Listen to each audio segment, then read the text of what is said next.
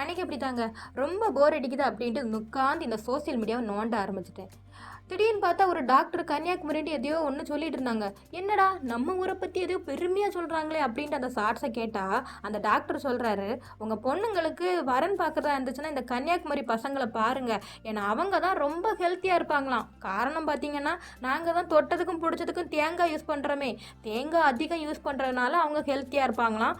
உங்கள் பொண்ணுங்களும் அங்கே போனாங்க அப்படின்னா ரொம்ப ஹெல்த்தியாக மாறிடுவாங்க அப்படின்ட்டு அந்த டாக்டர் சொல்லிட்டு இருந்தாங்க. நம்ம மூலம் தான் பலதை யோசிக்குமே. உடனே எனக்கு ஒரு திடீர்னு ஒரு டவுட்டு.